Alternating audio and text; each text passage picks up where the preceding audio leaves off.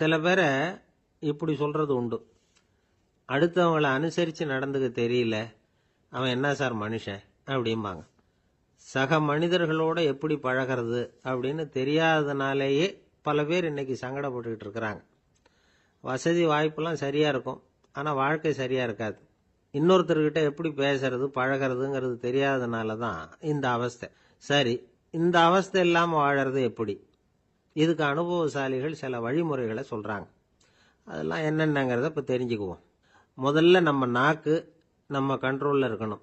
வார்த்தைகளை கொட்டிவிட்டு அதுக்கப்புறம் அள்ள முடியாமல் கடந்து கஷ்டப்படக்கூடாது. எப்படி பேசுகிறோங்கிறதும் முக்கியம், பேசுகிறப்ப எப்படி முகத்தை வச்சிருக்கிறோங்கிறதும் முக்கியம். அன்பாக பேசினாலும் நல்லா இருக்கும். அப்படி பேசுகிறப்ப ஆதரவாக அவர் தோள் மேலே ஒரு கையை போட்டுக்கிட்டு பேசினா இன்னமும் நல்லா இருக்கும். ரெண்டாவது விஷயம், இன்னொருத்தர்கிட்ட பேசுகிறப்ப வாக்குறுதிகளை அள்ளி வீசக்கூடாது. கொடுக்குற வாக்குறுதி குறைச்சலாக இருக்கணும். அப்படி கொடுத்த வாக்குறுதியை கண்டிப்பாக நிறைவேற்றணும். நாம் ஒருத்தரை பாராட்டுறோம் அல்லது அவரை பற்றி அபிப்பிராயம் சொல்கிறோம்னா அது ஆக்கப்பூர்வமாக இருக்கணும். நம்ம பாராட்டு அல்லது விமர்சனம் அடுத்தவருடைய முன்னேற்றத்துக்கு உதவுறது மாதிரி இருக்கணும். நாம் சொல்கிறத கேட்டுட்டு அவன் தலையில் கையை வச்சுட்டு உட்காந்துடக்கூடாது. எப்பவும் உற்சாகமாக இருக்கணும், முகம் மலர்ச்சியாக இருக்கணும். மனுஷன் இருந்தால் வருத்தம், கவலை, ஏமாற்றம் எல்லாம் இருக்க தான் செய்யும். அதெல்லாம் மனசில் இருக்கட்டும். அந்த வருத்தமும் கவலையும் ஏமாற்றமும் சேர்ந்துக்கிட்டு நம்ம முகத்தில் இருக்கிற மலர்ச்சியை மூடி மறைக்கிறதுக்கு நாம் இடம் கொடுத்துடக்கூடாது. எந்த விஷயத்தை பற்றி யாருக்கிட்ட பேசினாலும் வெளிப்படையாக பேசணும், திறந்த மனசோட பேசணும். மூடி மறைச்சி முன்னு மூழ்கிக்கிட்டு இருக்கக்கூடாது. இன்னொருத்தர்கிட்ட பேசுகிறப்போ விவாதம் பண்ணுங்க, அது தப்பு இல்லை. ஆனால் வாதாடிக்கிட்டு இருக்கக்கூடாது. அதாவது என்ன சொல்கிறாங்கன்னா, டிஸ்கஸ் பண்ணலாம், ஆர்கியூ பண்ணக்கூடாதான். நம்மக்கிட்ட இருக்கிற நல்ல குணங்களை நாம் எடுத்து சொல்லிகிட்டு இருக்கக்கூடாது. அந்த நல்ல குணங்களே நம்மளை பற்றி எடுத்து சொல்லணும், அது மாதிரி நடந்துக்கணும். அதே மாதிரி அடுத்தவங்க கிட்ட உள்ள கெட்ட குணங்களை பற்றி அவசியம் இல்லாமல் நாம் பேச வேண்டியதில்லை. உங்களை பற்றி யாராவது தப்பாக பேசுகிறாங்களா, அப்படி அவங்க பேசுகிறதுல உண்மை இல்லையா அப்படின்னா அதை நீங்கள் பொருட்படுத்த வேண்டியதில்லை, விட்டுடலாம். அது தானாக போயிடும். ஒரு 4-5 பேரோட பேசிக்கிட்டு இருந்தீங்கன்னா எல்லாருக்கும் முக்கியத்துவம் கொடுங்க, யாரையும் அலட்சியப்படுத்தாதீங்க. தமாஷா பேசலாம், ஆனால் அவங்க தமாஷ் அடுத்தவங்களை கேலி பண்ணுறதா இருக்கக்கூடாது. நமக்கு கிடைக்க வேண்டியது கிடைக்கலையே அப்படிங்கிற தவிப்பு நம்மகிட்ட இருக்கக்கூடாது, அது தேவையில்லை. உங்கள் செயல்பாடுகள் தெளிவாக இருக்கட்டும், பாராட்டு தானாக அவங்கள தேடிட்டு வரும். இன்னொரு மனுஷனுடைய மனசில் கௌரவமான ஒரு இடத்த பிடிக்கணும்னா நாம் இந்த குணத்தையெல்லாம் நம்மகிட்ட வளர்த்துக்கணும். இதெல்லாம் அனுபவசாலிகள் சொல்லியிருக்கிற குறிப்புகள். இந்த குறிப்புகளை சரியாக புரிஞ்சுக்கணும், அது முக்கியம். தப்பாக புரிஞ்சுக்கிட்டா என்ன ஆகும் தெரியுமா? இதை கேளுங்க. ஒருத்தர் வந்தார், சார் அடுத்தவங்க தோள் மேலே கையை போட்டுக்கிட்டு அன்பாக பேசணும்னு சொன்னீங்க, அப்படி தான் பேசினேன். அவர் முதுகை கூட தட்டி கொடுத்தேன், என் வேலை போயிட்டுது சார், வீட்டுக்கு அனுப்பிச்சிட்டாங்க அப்படின்னார். யாருக்கிட்ட அப்படி பேசுனீங்கன்னு கேட்டோம். என் முதலாளிகிட்ட சார் அப்படிங்கிறார் ரொம்ப சோகமாக. ஒருத்தர் இருக்கார், நல்ல உத்தியோகத்தில் தான் இருக்கிறார், ஆனால் எப்போ பார்த்தாலும் முகத்தை வெறுப்பாக வச்சிருப்பார். அப்படியே வருவார் போவார். ஏன் சார் இப்படி இருக்கிறீங்க அப்படின்னு விசாரித்தோம். ஏன்டா இந்த வேலைக்கு வந்தோம்னு இருக்கு சார் அப்படின்னார். உங்கள் வேலை உங்களுக்கு பிடிக்கலையா அப்படின்னு கேட்டோம். இல்லைன்னார். இப்படிப்பட்டவங்க வெற்றிகரமான வாழ்க்கை வாழ முடியாது. இது நிபுணர்கள் கருத்து. வேலையை நேசிக்க தெரிந்தவர்கள் வெற்றி பெறுவார்கள் அப்படிங்கிறாங்க அவங்க. எந்த துறையாக இருந்தாலும் சரி, அந்த துறையில் வெற்றிகரமாக இருக்கிறவங்கள விசாரிச்சு பாருங்க. எனக்கு என்னுடைய வேலை ரொம்ப பிடிக்கும் அப்படின்னு சொல்கிறவங்களா தான் இருப்பாங்க. அப்படி இருந்தால் தான் அது வெற்றிகரமாக இருக்க முடியுது அவங்களால. ஒருத்தனுக்கு பிடித்தமான பொழுதுபோக்கே அவனுடைய தொழிலாக இருந்துட்டுதுன்னா அவனை மாதிரி கொடுத்து வச்சவன் வேற யாரும் இல்லை அப்படிங்கிறார் பெர்னாட் ஷா. ஒரு தடவை மன்னர் ஹுமாயூன் உயிரை தண்ணீர் முண்டு ஊற்றுகிற தொழிலாளி ஒருத்தர் காப்பாத்தினாராம் அந்த ஹுமாயூன் உயிரை. உடனே மன்னர் கேட்டிருக்கார், உனக்கு என்ன வேணும்னாலும் கேளு தரேன், உயர் பதவி வேணுமா அப்படின்னு கேட்டாராம். மன்னா, மக்களின் தாகம் தீர்க்கக்கூடிய இந்த பணியை விட உயர்ந்தது உண்டா அப்படின்னாராம் அந்த தொழிலாளி. அவரால் அவருடைய வேலையை நேசிக்க முடிஞ்சது, அதனால மகிழ்ச்சியா இருக்க முடிஞ்சது. நாமெல்லாம் அப்படி இல்லை, வேலை கிடைக்கிற வரைக்கும் கிடைச்சா போதும் அப்படின்னு இருக்கோம். கிடைச்சதுக்கு அப்புறம் ஏன்டா அந்த வேலைக்கு வந்தோம்னு ரொம்பவும் அழுத்துக்குவோம். சரி, நாம் இருக்கிற இடத்துல நாம வெற்றிகரமா இருக்க வழி உண்டா அப்படின்னா உண்டுன்னு சொல்றாங்க. அதாவது மன இயல் நிபுணர்கள் இருக்கிறாங்க இல்லையா, அவங்க அதுக்கு முக்கியமா 6 வழிகள் சொல்றாங்க. நீங்க ஒரு அலுவலகத்துல வேலை பார்க்கறவரா அப்படின்னா இதை கேளுங்க. அதாவது உங்க மேல் அதிகாரி எதிர்பார்ப்புக்கு தகுந்த மாதிரி உங்க வேலை இருக்குதா அப்படி இல்லைன்னா முதல்ல உங்க வேலையின் தரம் உயரணும். உங்களுக்கு மேல கீழே வேலை பார்க்குற பணியாளர்கள் கிட்ட நல்ல விதமா பழகுறீங்களா? அந்த உறவு முறையில ஏதாவது குறை இருந்தா அதை கண்டுபிடிச்சு சரி பண்ணுங்க. நம்பிக்கைக்கு உரியவர் அப்படின்னு நீங்க பேர் எடுக்கணும். நீங்க எடுக்கிற முடிவு நல்ல முடிவா தான் இருக்கும் அப்படின்னு அடுத்தவங்க சொல்லணும். உங்க தோற்றத்துக்கு முக்கியத்துவம் கொடுங்க. இது மனம் உடல் ரெண்டும் சம்பந்தப்பட்டது. அதனால மனசையும் ஆரோக்கியமா வச்சிருக்கணும், உடம்பையும் ஆரோக்கியமா வச்சிருக்கணும். உங்களுடைய நிர்வாகம் செயல்படுற விதத்தை நல்லா புரிஞ்சு வச்சுக்கணும். உங்களுடைய நிர்வாகம் இப்போ ஒரு காரியம் செய்யுதுன்னு வச்சுங்க, ஏன் அப்படி செய்யுது, எதுக்காக அப்படி செய்யுது, அதனுடைய குறிக்கோள் என்ன, அது நீடிக்கிறதுக்கு காரணம் என்ன, இதையெல்லாம் தெரிஞ்சுக்கணும். சிரிப்புக்கு வஞ்சகம் பண்ணக்கூடாது. நல்லா சிரிக்கணும், அப்பதான் அது திரும்ப கிடைக்கும். கடந்த கால தோல்வியை பத்தி கவலைப்படக்கூடாது. முதலாளி விருப்பம் தெரிஞ்சு நடந்துக்கிறது நல்லதுதான். அதுக்காக காக்கா பிடிக்கணுங்கிற அவசியம் இல்லை. உங்களுக்கு ஒரு பொறுப்பான வேலை கிடைக்குது, உடனே சத்தம் குழப்பம் அப்படின்னு சூழ்நிலையை இறுக்கமா ஆக்கிடக்கூடாது. எந்த சூழலையும் இயல்பா கையாளக்கூடியவர் அப்படிங்கறத காட்டணும். இதெல்லாம் உங்கள் துறையில நீங்கள் வெற்றி பெற நிபுணர்கள் சொல்ற யோசனைகள். இவ்வளவு விவரமும் சொல்லிவிட்டு ஒருத்தரை பார்த்து கேட்டோம், இப்ப சொல்லுங்க, நீங்க செய்யற வேலை உங்களுக்கு பிடிச்சிருக்குதா அப்படின்னா. ரொம்ப ரொம்ப பிடிச்சிருக்குது அப்படின்னார்.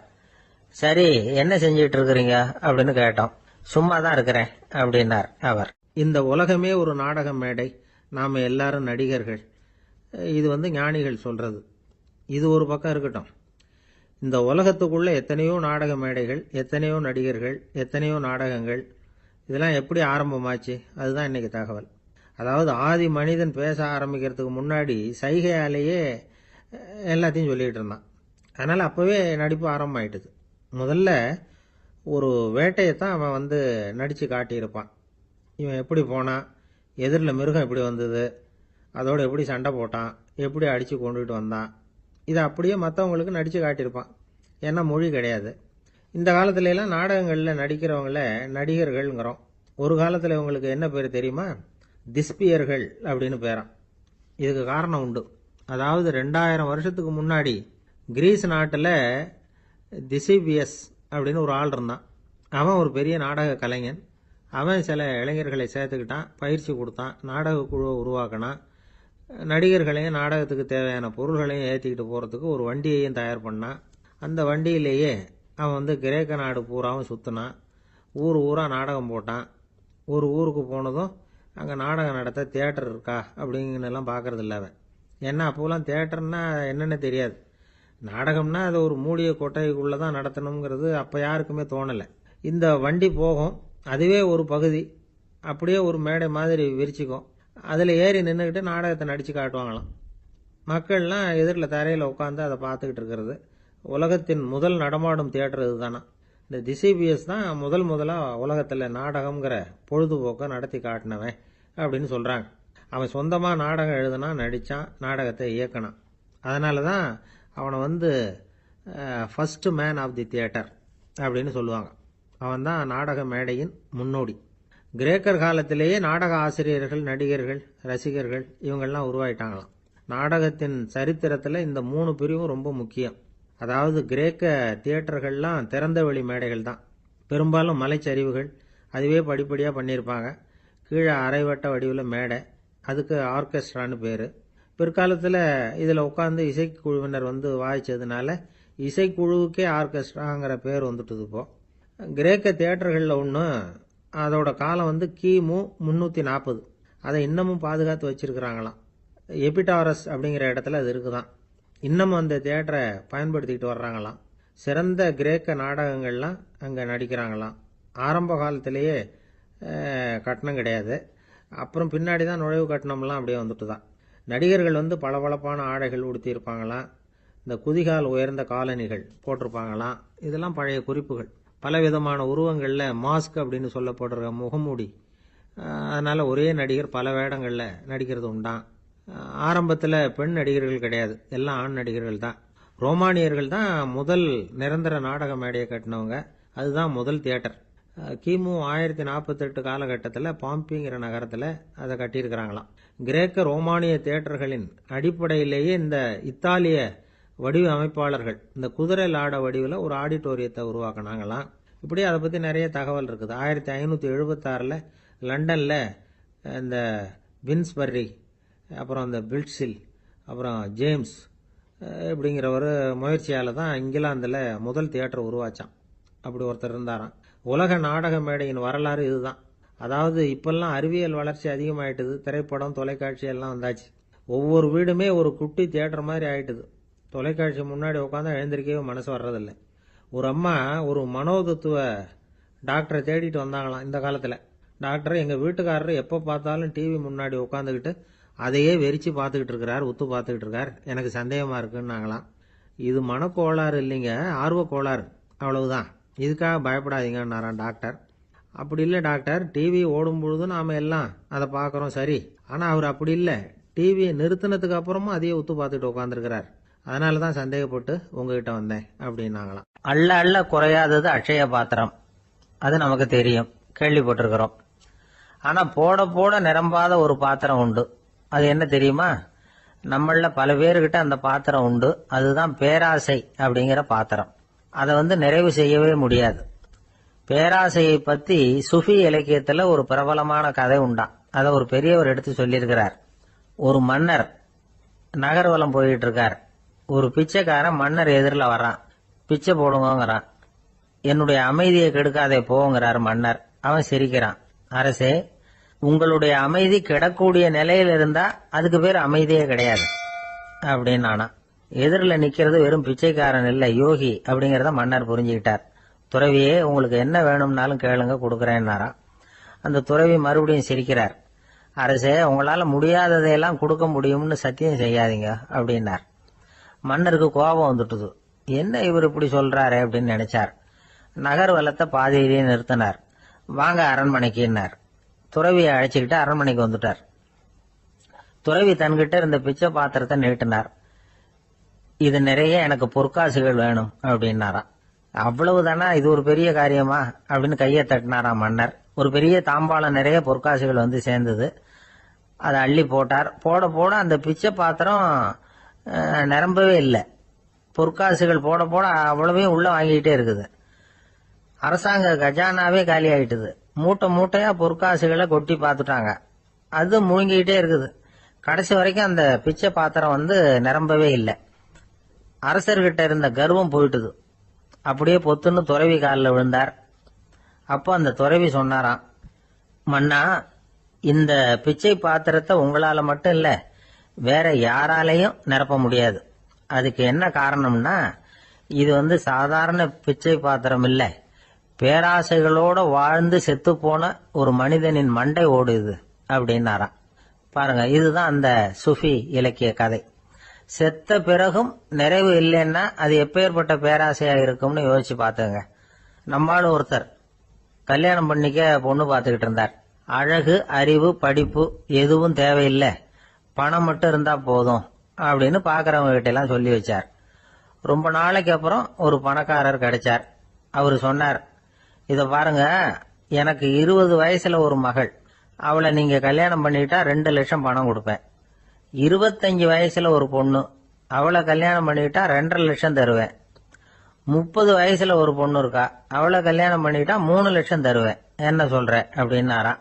இவன் கொஞ்ச நேரம் யோசிச்சு பார்த்திருக்கான். அதுக்கப்புறம் மெதுவா அவரை நிமிர்ந்து பார்த்து, ஏன் சார், உங்ககிட்ட 50 வயசுல ஏதாவது பொண்ணு இருக்கா அப்படின்னு கேட்டான். ஒருத்தர் ரொம்ப அவசரமா வந்தார். சார், மனுஷன் நிம்மதியா இருக்கிறதுக்கு என்ன வழின்னு கேட்டார். சீக்கிரமா ஒரு கல்யாணத்தை பண்ணீங்க, எல்லாம் சரியா போடும் அப்படின்னோம். அவர் ஒரு மாதிரியா பார்த்தார். ஏற்கனவே எனக்கு கல்யாணம் ஆயிட்டுது சார், அதனால தானே நிம்மதியா இருக்கிறதுக்கு வழி கேட்கறேன் அப்படின்னார். சரி, இவர் ஒரு மாதிரியான கேஸ் அப்படின்னு நினைச்சுக்கிட்டு நம்மகிட்ட இருந்த ஒரு சின்ன புத்தகத்தை அவர்கிட்ட தூக்கி கொடுத்தோம். இதை படிச்சு பாருங்கன்னு. கல்யாணத்துக்கு பிறகும் சந்தோஷமா இருக்கிறதுக்கு என்ன வழி அப்படிங்கிற கேள்விக்கு அந்த புத்தகத்துல விளக்கம் இருந்தது. கணவன் மனைவிக்குள்ள சிக்கல் வராம இருக்கிறதுக்கு அதுல சில வழிகளை சொல்லி கொடுத்துருக்குறாங்க. அதெல்லாம் என்னென்ன அப்படிங்கிறத இப்ப பார்க்கலாமா? குடும்பம்னு இருந்தா கோபம் வரதான் செய்யும். அது வந்துட்டு போட்டும் பரவாயில்ல. ஆனா அந்த கோபம் ஒரே நேரத்துல 2 பேருக்கும் வந்துடாம பாத்துக்கணும். ஒரு சமயத்துல யாராவது ஒருத்தர் தான் கோபப்படணும், அடுத்தவங்க அமைதியா இருக்கணும். அதுக்கப்புறம் இவர் அமைதியான உடனே அவங்க ஆரம்பிச்சுக்கலாம். கோபமா ஏதாவது சொன்னா உடனே கோபமா பதில் சொல்லக்கூடாது. கொஞ்சம் பொறுத்து கோபம் தீர்ந்த உடனே அந்த பதிலை சொல்லலாம். அப்போ பதில் கோபமா இருந்தா கூட அது அவளுக்கு பெருசா தெரியாது. அற்ப விஷயத்துக்கெல்லாம் காய்ச்சி மூச்சுன்னு கத்திட்டு இருக்கக்கூடாது. உங்க 2 பேருக்குள்ள ஒரு தர்க்கம் ஆரம்பமாயிட்டுதுன்னு வச்சுக்கோங்க, கடுமையா 2 பேரும் விவாதம் பண்றீங்க. உங்களில் ஒருத்தர் இதுல ஜெயிக்கணும்னா அது நீங்களா இருக்க வேணாம், அடுத்தவங்க ஜெயிக்கிறதுக்கு நீங்க துணையா இருங்களேன். அப்படின்னா நீங்க கொஞ்சம் விட்டு கொடுக்கணும், அவ்வளவுதான். ஏதாவது குத்தம் சொல்லணுமா, செஞ்ச தப்பை சுட்டி காட்டணுமா, விமர்சனம் பண்ணணுமா, பண்ணுங்க, வேணான்னு சொல்லல.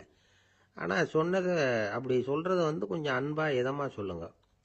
எப்போ நடந்த தவறுகளை எல்லாம் இப்போ போய் மறுபடியும் ஞாபகப்படுத்திட்டு இருக்க வேண்டாம். நான் அப்பவே சொன்னேன் இந்த புடவை வேணாம்னு, நீங்க தான் கேட்கல, இப்போ பாருங்க கிழிஞ்சு போச்சு இப்படின்னு கத்துனாங்க ஒரு அம்மா. எப்போ சொன்னீங்கன்னு கேட்டால் ஒரு 10 வருஷத்துக்கு முன்னாடி தீபாவளி சமயத்தில் அப்படிங்கிறாங்க. அது என்ன இன்னும் அப்படியே புதுசாகவே இருக்கும்? உங்களுக்கு அவர் தான் பெருசு, அவருக்கு நீங்கள் தான் பெருசு. அதை விட இந்த உலகத்தில் வேற எதுவும் முக்கியம் இல்லைன்னு நினைக்கணும். நீ தான் என்னுடைய உலகம்னு எத்தனை தடவை சொல்லியிருப்பீங்க? அதெல்லாம் வெறும் வசனமாக போயிடக்கூடாது. ஏதாவது ஒரு பிரச்சனையை பற்றி கடுமையாக விவாதம் பண்ணிக்கிட்டு இருக்கீங்க, அதை அப்படியே பாதியில் விட்டுட்டு படுக்கைக்கு போயிடக்கூடாது. சொச்சத்தை நாளைக்கு பேசிக்கலாம்னு. அப்படி போனால் தூக்கம் வராது. பிரச்சனையை ஒரு முடிவு பண்ணிக்கிட்டு அதுக்கப்புறமா தூங்க போகணும். ஒரு நாளில் ஒரு தடவையாவது உங்கள் ஜோடியை பாராட்டி நல்ல விதமாக கனிவாக ஒரு வார்த்தை சொல்லணும் அப்படின்னு தீர்மானம் பண்ணீங்க. ஏதாவது தப்பு பண்ணிவிட்டீங்கன்னா பரவாயில்ல, அதை ஒத்துக்கிறதுக்கும் மன்னிப்பு கேட்கறதுக்கும் தயாராக இருக்கணும். அது ஒன்றும் கேவலம் கிடையாது. வீட்டுக்குள்ளே தானே கேட்க போகிறீங்க, வெளியில் யாருக்கு தெரிய போகுதோ? எப்படியோ உங்களுக்குள்ள ஒரு சமரசம் ஆனால் சரிதான். ஒரு தகராறுன்னு எடுத்துக்கிட்டா குறைஞ்சபட்சம் அதுக்கு 2 பேர் தேவை. தனியாகவே உட்காந்துக்கிட்டு நான் இப்போ தகராறு பண்ணிகிட்டு இருக்கிறேன் அப்படின்னு யாரும் சொல்ல முடியாது. 2 பேர் தகராறு பண்ணுறாங்கன்னா பொதுவாக அந்த 2 பேரில் யார் அதிகமாக பேசுகிறாங்களோ அவங்க பேரில் தான் தப்பு இருக்கும். அதை மனசில் வச்சுக்கணும். இதெல்லாம் தான் அந்த புத்தகத்தில் போட்டிருக்கிற வழிமுறைகள். இவ்வளவும் சரியாக வரலைன்னா அப்புறமா சொல்லுங்கள், வேற புத்தகம் ஏதாவது இருக்கான்னு தேடுவோம். ஒரு கணவன் தன்னுடைய மனைவியை அழைச்சிட்டு ஒரு மனோதத்துவ டாக்டர்கிட்ட வந்தாராம். டாக்டர், எங்களுக்கு கல்யாணம் ஆகி 30 வருஷ காலமாக நாங்கள் ஒரு விஷயத்தில் கூட ஒத்து போனதில்லை அப்படின்னு ஆரம்பித்தார். உடனே அந்த அம்மா குறுக்கிட்டு, அது 30 வருஷம் இல்லை 32 வருஷம் அப்படின்னாங்களாம். ஒருத்தர் ரொம்ப அவசரமாக போயிட்டு இருந்தார். எங்கே சார் போகிறீங்கன்னு கேட்டோம். எனக்கு வேண்டியப்பட்ட ஒருத்தருக்கு குழந்தை பிறந்திருக்கிறதாக செய்தி வந்திருக்கு, அதுதான் ஆஸ்பத்திரிக்கு போயிட்டு இருக்கேன், பார்த்துட்டு வரலாம்னு அப்படின்னார். அப்படின்னா கொஞ்சம் இப்படி உட்காருங்க அப்படின்னோம். சில விவரம்லாம் சொல்கிறேன் கேட்டுட்டு போங்க அப்படின்னோம். உட்காந்தார். அப்புறம் சொல்ல ஆரம்பித்தோம்.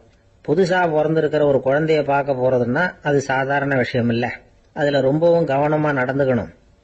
புது குழந்தைக்கு நோய் சுலபமாக தொற்றும். முக்கியமாக காற்று மூலமாக பரவுற நோய்கள் சுலபமாக வந்துடும். அதனால் நமக்கு உடம்பு சரியில்லைன்னா குழந்தைய விட்டு கொஞ்சம் தள்ளியே இருக்கிறது தான் நல்லது. பெரியவங்களை பொறுத்த வரைக்கும் சாதாரணமாக உள்ள ஒரு கிருமி கூட குழந்தைய பொறுத்த வரைக்கும் ரொம்ப மோசமான ஒரு கிருமியாக இருக்கும். சில வெளிநாடுகள் எப்படி தெரியுமா, பிறந்த குழந்தை தூங்கிட்டு இருக்கிற ஒரு ரூமுக்கு போகணும்னா போகிறவங்க முகமூடி போட்டுக்கணும், காலணிகளை மாற்றிக்கணும், அவ்வளவு சுத்தமாக உள்ளே போய் பார்த்துட்டு வரணும். பொதுவாக சில ஆஸ்பத்திரிகளில் பார்த்தீங்கன்னா பார்வையாளர்கள் நேரத்தில் விசிட்டிங் ஹவர்ஸ் தாயை விட்டு குழந்தைய தனியாக பிரித்து வச்சுருவாங்க. எதுக்குன்னு நினைக்கிறீங்க? அந்த நேரம் பல பேர் வருவாங்க போவாங்க, அவங்க கை கால் சுத்தமாக இருக்காது. சுத்தமில்லாத கைகள் மூலமாக கிருமிகள் பரவும். சுத்தமில்லாத கைன்னா மண்ணு தூசி படிஞ்சிருக்கிற கை மட்டும் தான் அர்த்தம் இல்லை. சாலையில் கையை வீசிக்கிட்டு நடந்து வர்றீங்க, குழந்தைய பொறுத்த வரைக்கும் அது கூட சுத்தமில்லாத கை தான். தாயை தவிர மற்றவங்க குழந்தைய தூக்காமல் பார்த்துக்கிறது நல்லது. தாய் கூட அளவோட கொஞ்சிறதோட நிறுத்திக்கணும். புதுசாக ஒரு குழந்தைய பெற்றிருக்கிற பொண்ணுகிட்ட மற்ற தாய்மார்கள் ஏதாவது சொல்லிக்கிட்டே இருப்பாங்க. குழந்தைய அப்படி வளர்க்கணும் இப்படி வளர்க்கணும் அப்படின்னு ஏதாவது அட்வைஸ் பண்ணிக்கிட்டே இருப்பாங்க. இப்படி ஓவரா அறிவுரை பண்ணுறது அந்த பொண்ணை குழப்பி விட்டுரும். அதனால் அப்படிலாம் பண்ணக்கூடாது. அந்த பெண்ணே ஏதாவது கேட்டால் கூட டாக்டர் சொல்ல வேண்டிய விவரங்களை எல்லாம் நாமே சொல்லிக்கிட்டு இருக்கக்கூடாது. புதுசாக பிறந்திருக்கிற குழந்தைய மட்டும்தான் இப்படி பார்க்கணும்னு இல்லை. ஒரு நோயாளி குழந்தைய பார்க்க போகிறதுனா கூட ரொம்ப எச்சரிக்கையாக தான் நடந்துக்கணும். ஒரு தின்பண்டமோ விளையாட்டு சாமானோ அந்த குழந்தைக்கு நாம் வாங்கிட்டு போகிறதா வச்சுக்குவோம். அதை நேராக கொண்டுகிட்டு போய் அந்த குழந்தைகிட்டே கொடுக்கக்கூடாது. அதோட அப்பா அம்மா கிட்ட ரகசியமாக கொடுக்கலாம். அவங்க முடிவு பண்ணட்டும் குழந்தைகிட்ட அதை கொடுக்கலாமா வேண்டாமாங்கிறத. அவங்களுக்கு தான் தெரியும் அதோட மனசும் உடம்பும். உங்கள் அக்கறையை காட்டுறதா நினச்சிக்கிட்டு குழந்தை வாயில் எதையும் கொண்டுட்டு போய் போடாதீங்க. போகிறப்போ உங்கள் வீட்டு குழந்தையும் அழைச்சிட்டு போகாதீங்க. இது நோயை வாங்கிட்டு வந்துடும், அல்லது புதுசாக ஒரு நோயை அதுகிட்ட கொடுத்துட்டு வந்துடும். என்னதான் உங்களுக்கு பழக்கமான குழந்தையா இருந்தால் கூட அதுக்கு விருப்பம் இல்லைன்னா பேசக்கூடாது. அங்கே போய் அவங்க பள்ளிக்கூடத்தை ஞாபகப்படுத்திட்டு இருக்கக்கூடாது. நோயில இருக்கிறப்ப ஸ்கூலை பத்தி பேச அது விரும்பாது. ஆஸ்பத்திரி விட்டு வெளியில புறப்படுறப்போ குழந்தைகிட்ட சொல்லணும்னு அவசியம் இல்லை. அதோட அப்பா அம்மா கிட்ட சொல்லிவிட்டு புறப்பட்டா போதும், குழந்தை கோபிச்சுக்காது. சமூக சம்பிரதாயத்தை பத்தி அது கவலைப்படுறதில்ல. இப்படி எல்லா விவரமும் நம்ம எதிரில் உட்காந்துருந்தவங்க கிட்ட சொல்லி முடிச்சோம். ரொம்ப நன்றி சார் அப்படின்னு சொல்லிவிட்டு அவர் புறப்பட்டார். குழந்தைங்க கொஞ்சம் வளர்ற வரைக்கும் தான் நாம எச்சரிக்கையா இருக்கணும்னு இல்லை, வளர்ந்த பிறகு இன்னும் எச்சரிக்கையா இருக்கணும். ஒரு பையன் பள்ளிக்கூடத்திலேருந்து திரும்பி வீட்டுக்கு வந்தான். முகம் பூரா நகத்தால கீறி இருந்தது. அப்பா பார்த்து பயந்துட்டார். யாருடா உன்னை இப்படி பண்ணது அப்படின்னாரு. என் கூட படிக்கிற இன்னொரு பையன். நாளைக்கு உன் கூட பள்ளிக்கூடத்துக்கு வர்றேன், நீ எனக்கு அவனை அடையாளம் காட்ட முடியுமான்னார். அது ரொம்ப சுலபம் நான் பையன். எப்படின்னார் அப்பா. அவன் காதுல ஒன்ன கையோடு எடுத்துட்டு வந்திருக்கிறேன், இதோ என் பையில தான் வச்சிருக்கேன் அப்படிங்கிறான் அந்த பையன். அம்மாக்காரங்களுக்கு அடிக்கடி ஏற்படுற கவலை ஒன்று உண்டு. அதாவது குழந்தை சரியா சாப்பிட மாட்டேங்குதே அப்படிங்கிற கவலை. இவங்கெல்லாம் ஒரு விஷயத்த நல்லா புரிஞ்சுக்கணும். குழந்தைகள்ங்கிறவங்க பெரியவங்க மாதிரி இல்லை. அவங்க கடிகாரத்தில் மணியை பார்த்துட்டு சாப்பிட்றதுக்கு உட்கார்ற ரகம் கிடையாது. பசிச்சா சாப்பிடுவாங்க, இல்லைன்னா விளையாடுவாங்க அல்லது தூங்குவாங்க. அது புரியாம அவங்கள கட்டாயப்படுத்தி அல்லது மிரட்டி சாப்பிட வைக்கிறது ரொம்ப தப்பு. ஒரு 8 மாச குழந்தைக்கு 3 மணி நேரத்துக்கு ஒரு தடவை பசிக்கும். அந்த நேரம் பார்த்து சாப்பாடு கொடுத்தா அடம் பண்ணாமல் அது பாட்டுக்கு சாப்பிட்றோம். அதே குழந்தைக்கு 1 வயசு ஆகிறப்போ 4 மணி நேரத்துக்கு ஒரு தடவை பசிக்கும். இந்த வயசுல இயற்கையாகவே பசி குறைஞ்சிருக்கும். அது புரியாம என் குழந்தை முன்னாடி மாதிரி இப்போ சரியாக சாப்பிட மாட்டேங்கிறான் அப்படின்னு சில பேர் டாக்டர்கிட்ட போய் சொல்லிக்கிட்டு இருப்பாங்க. இன்னொரு விஷயம், ஒரு குழந்தைக்கு வயசு அதிகமாகிற வேகத்துக்கு உடம்பு எடையும் அதிகமாகிக்கிட்டே போகாது. உடம்பு எடை அதிகமாகிற வேகம் குறைஞ்சிக்கிட்டே வரும். 6 மாச குழந்தைக்கு ஒரு வாரத்தில் 150 கிராம் எடை கூடும். ஒரு வயசுல வாரத்துக்கு 71 கிராம் எடை கூடும். இது புரியாம அதிகமாக சாப்பாட்டை கொடுத்து குழந்தைய கஷ்டப்படுத்தக்கூடாது. ஏன்னா அளவுக்கு மீறின உணவு அஜீரணத்தை உண்டு பண்ணிவிடும். குழந்தைக்கு ஒரு தட்டில் கொஞ்சமாக ஆகாரத்தை வச்சு கொண்டுகிட்டு போய் கொடுக்கணும். மலை மாதிரி குவிச்சு வச்சா அதை பார்த்ததுமே பசி அடங்கி போயிடும். அடித்து மிரட்டி பயமுறுத்தி குழந்தைய சாப்பிட வைக்கிற பழக்கம் இருக்கு பாருங்க, அதுக்கு ஃபுட் ஃபோர்ஸிங் அப்படின்னு பேர். இப்படி பண்ணினா குழந்தைக்கு சாப்பாட்டில் விருப்பம் குறைஞ்சிரும், அதை கண்டாவே வெறுக்க ஆரம்பிச்சிடும். அது மாதிரி உளம் சார்ந்த பசி குறைவு, சைக்கோஜெனிக் அனோரெக்சியா, அது ஏற்படுமா. சாப்பாடுங்கிறதே ஒரு தண்டனை மாதிரி தோணும். குழந்தைகளுக்கு பிடிச்ச மாதிரியான ஆகாரத்தை கொடுக்கணும். சத்து அதிகம் இருக்குங்கிறதுக்காக அதுக்கு பிடிக்காத ஆகாரத்தை கொடுத்து கட்டாயப்படுத்தக்கூடாது. குழந்தைகளுக்கு 2 வயசு ஆகிறப்போ இயற்கையாகவே எதிர்மறை குணம் உண்டாகும். அதாவது அந்த எதிர்மறையாக பேசுறது. இது மாதிரி சமயங்களில் நாம் என்ன சொல்கிறோமோ அதுக்கு நேர்மாறாக நடந்துக்கும். ஏட்டிக்கு போட்டி. சாப்பிட சொன்னால் விளையாட போவோம், விளையாட சொன்னால் சாப்பாடு கேட்கும். இதை புரிஞ்சுக்கிட்டு நடந்துக்கணும். குழந்தை சொன்ன பேச்சை கேட்கலேன்னு கோவப்படக்கூடாது. குழந்தை வளர வளர பிடிவாத குணம் வர்றது சகஜம். கேட்டதை வாங்கி கொடுத்தாதான் சாப்பிடுவேன் அப்படின்னு பிடிவாதம் பண்ணும். வாங்கி கொடுத்து விடுறது தான் உத்தமம். நீங்களும் அதுகிட்ட பிடிவாதம் பண்ணிட்டு இருக்கக்கூடாது. ஏன்னா கேட்டது கிடைக்கலையேங்கிற ஏமாற்றம் கூட குழந்தையோட பசியை குறைச்சிரும். கேட்டது கிடைச்சுட்டா பசி அதிகமாகும், கொடுத்ததை மலமலன்னு சாப்பிட்றோம். குழந்தைகளுக்கு கண்ட கண்ட நேரத்தில் சாப்பிட்றதுக்கு எதையாவது வாங்கி கொடுத்துக்கிட்டு இருந்தா சாப்பாட்டு நேரத்தில் சாப்பிடாம அடம் பண்ண ஆரம்பிச்சிடும். பள்ளிக்கூடம் போகிற பிள்ளைங்க காலை உணவை சரியாக சாப்பிட மாட்டாங்க. அச்சம், அவசரம், பரபரப்பு இதெல்லாம் தான் காரணம். பள்ளிக்கு புறப்படுறதுக்கு ஒரு 3/4 மணி நேரத்துக்கு முன்னாடியே சாப்பாடு போட்டுருங்க, அது சரியாக போடும். படிக்கிற குழந்தைகள் உடல் சோர்வு, மனச்சோர்வு இது காரணமாக கூட சாப்பிட மறுக்கிறது உண்டு. இப்போ உதாரணமாக சாயந்தரம் விளையாடி விட்டு வீட்டுக்கு வந்ததும் சாப்பிட சொன்னால் வேணாம்பாங்க. இது உடல் சோர்வு. ரொம்ப நேரம் வீட்டு பாடங்களை செஞ்சு முடித்த கையோடு சாப்பிட சொன்னாலும் அவங்களால சரியாக சாப்பிட முடியாது. இது உளச்சோர்வு, அதாவது மனச்சோர்வு. இதை தவிர குழந்தைகளுக்கு உடல் நலக்குறைவு ஏற்பட்டால் கூட சாப்பிட மறுக்கிறது உண்டு.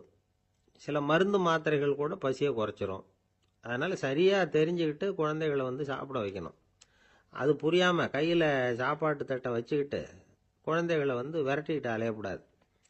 ஒரு சின்ன பையன் சொன்னான், எங்கள் அம்மா சாப்பாடு போடுறது தெரிஞ்சால் நான் உடனே வீட்டை விட்டு வெளியில் ஓடி போடுவேன் அப்படின்னா. ஏன் அப்படி பண்ணுறேன்னு கேட்டோம். எங்கள் அப்பா கூட அது மாதிரி தான் சார் பண்ணுவார் அப்படிங்கிறான். ஒரு கடைக்கு போனேன், 5 ரூபா பணத்தை எடுத்து கொடுத்தேன். ஒரு தினசரி பத்திரிகையை கேட்டேன். அவரு உடனே அங்கே அடுக்கி வச்சிருந்த பத்திரிகையில் ஒன்று எடுத்து என் கையில் கொடுத்தார், வாங்கிக்கிட்டேன்.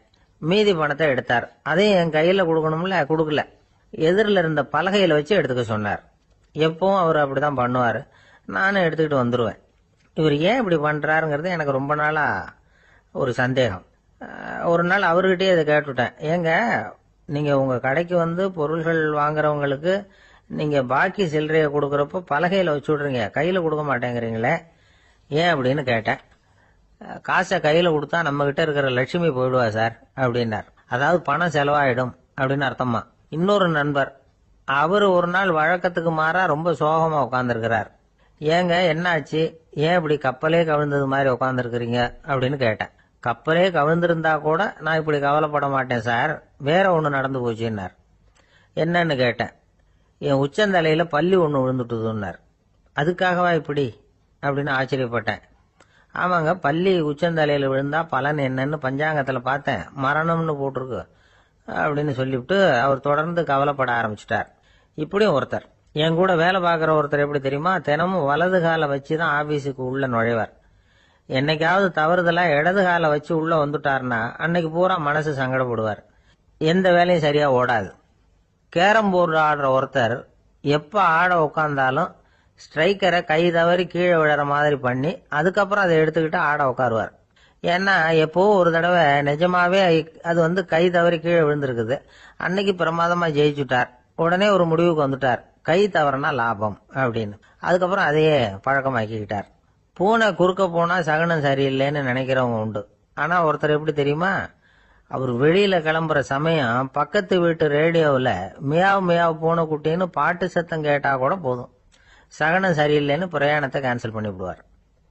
இப்ப இவ்வளவு எதுக்கு சொல்றோம்னா, அளவுக்கு மீறின சகுன நம்பிக்கைகள் இருக்கு பாருங்க, இதோட பயமும் சேர்ந்துகிட்டதுன்னு வச்சுக்கோங்க, இது ஒருத்தருடைய மனநிலையை பாதிச்சிடும். இது வந்து உளவியல் நிபுணர்கள் சொல்ற கருத்து.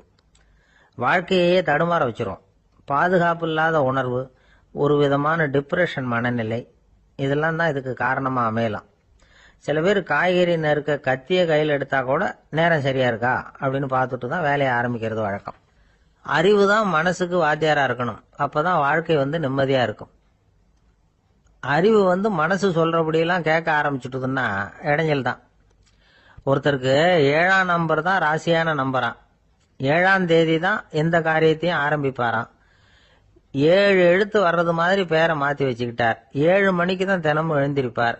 7ஆம் நம்பர் வீட்டில் தான் குடியிருக்கார். கல்யாணம் கூட 7ஆம் தேதி தான் பண்ணிக்கிட்டார். அவர் ஒரு நாள் குதிரை பந்தயத்துக்கு போனாராம். குதிரையோட பேரையெல்லாம் பார்த்தார். ஒரு குதிரையோட பேர் 7 எழுத்துல அமைஞ்சிருந்தது. 7 தானே இவருக்கு அதிர்ஷ்ட நம்பர். அதனால உடனே அது பேர்ல பணத்தை கட்டினார். பந்தயம் நடந்தது. என்ன சார் ஆச்சுன்னு கேட்டாங்க. நான் பணம் கட்டின அந்த என்னோட குதிரை 7ஆவதா வந்து சேர்ந்தது சார் அப்படின்னாராம்.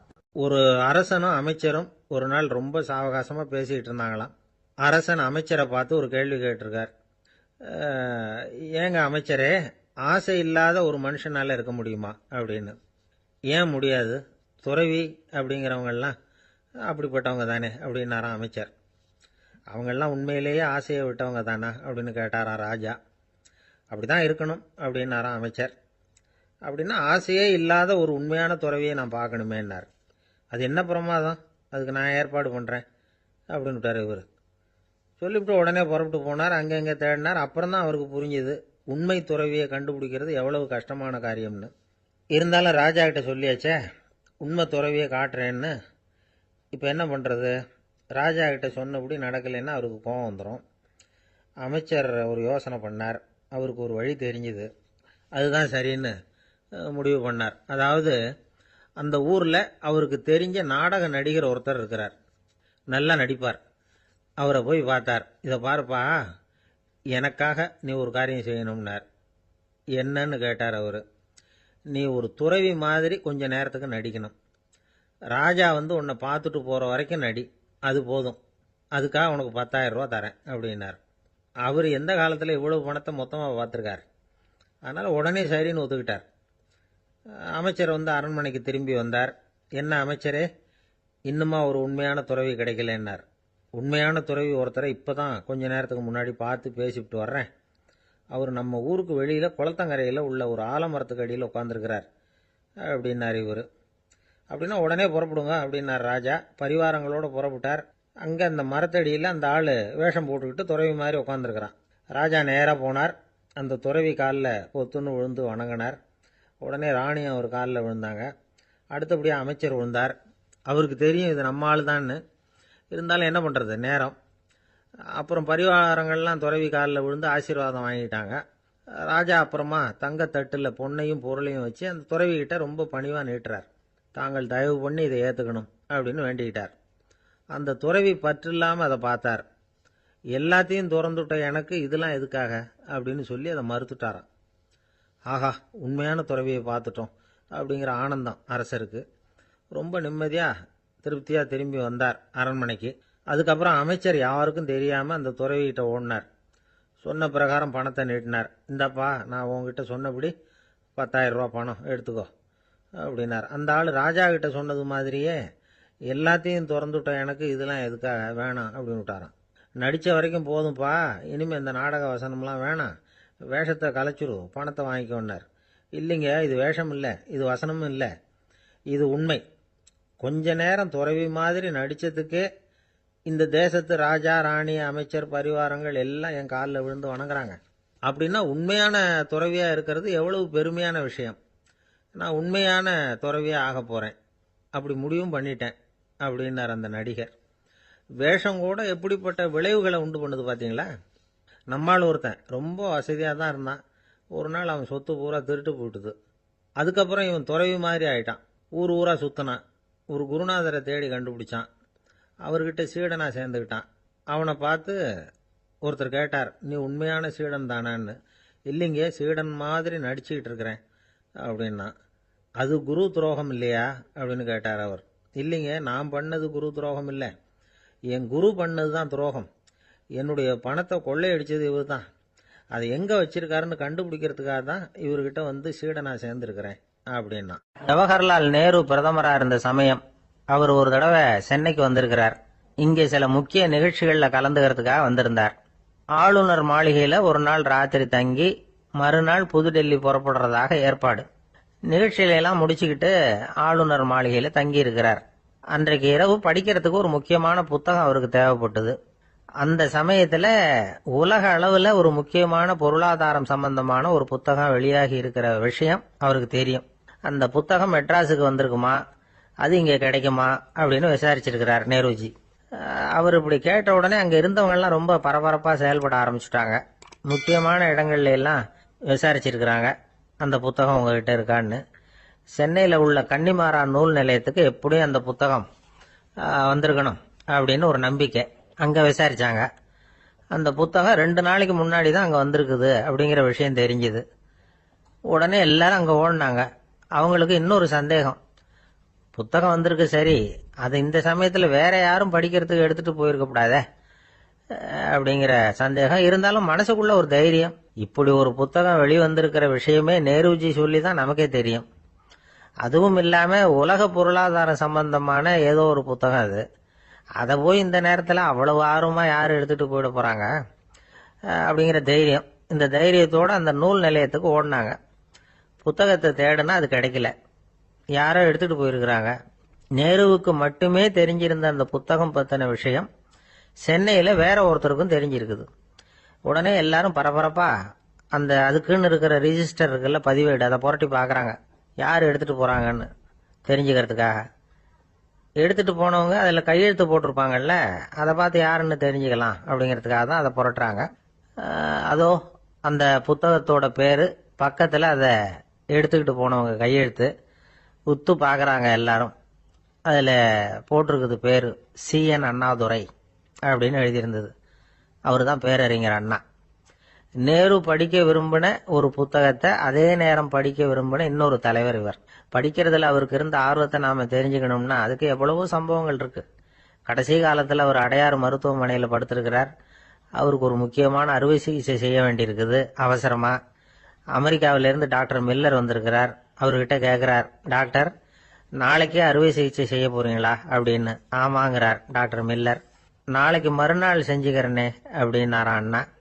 ஏன் ஏதாவது நாள் பார்க்குறீங்களான்னு கேட்டிருக்கார். இல்லை, ஒரு புத்தகத்தை படிச்சுக்கிட்டு இருக்கிறேன், அதை நாளைக்குள்ளே முடிச்சிருவேன், அதுக்கப்புறம் நான் இறந்தாலும் கவலை இல்லை அப்படின்னாராம் இவர். அவர் தான் அறிஞர் அண்ணா.